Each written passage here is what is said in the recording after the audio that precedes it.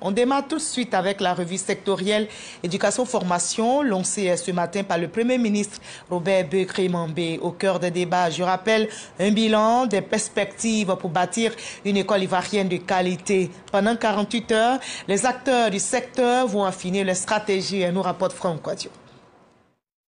Le Premier ministre Robert Beukri-Mambé préside à l'ouverture de la revue sectorielle conjointe du secteur Éducation-Formation 2025, intégrant le plan sectoriel Éducation-Formation 2016-2025, un exercice annuel qui dresse l'état des lieux et les perspectives de l'éducation nationale, de l'enseignement technique et de l'enseignement supérieur, comme l'explique le professeur Marietou Koné au nom des 3 entités. Le secteur Éducation-Formation a enregistré des avancées notables depuis 2021, notamment au niveau de l'offre d'éducation-formation qui s'est nettement accrue avec la construction de plusieurs milliers de salles de classe, de plusieurs centaines de collèges et lycées d'enseignement général, de plusieurs dizaines de lycées techniques et centres de formation professionnelle et d'une dizaine d'universités publiques.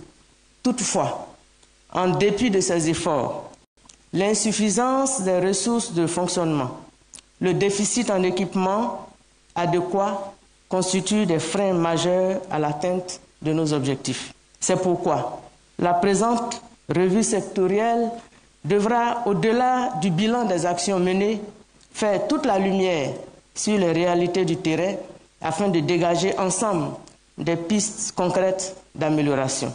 Des pistes d'amélioration, mais surtout le financement des projets liés au secteur, l'apport des partenaires réunis au sein du groupe local des partenaires pour l'éducation-formation est salué.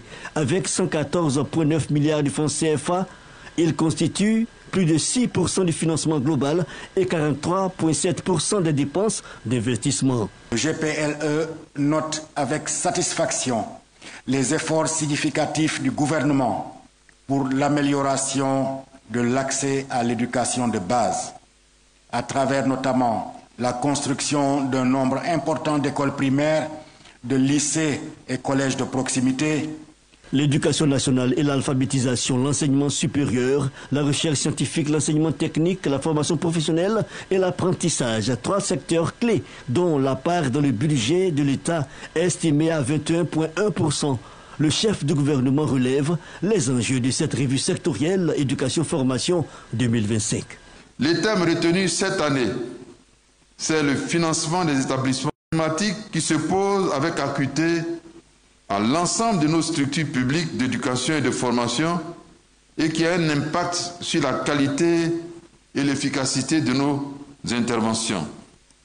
L'opportunité nous est donc offerte au cours de cette revue d'explorer les solutions structurantes comme la contractualisation performance, l'optimisation des ressources disponibles, les partenariats publics-privés, la diversification des sources de financement et la digitalisation de la gestion.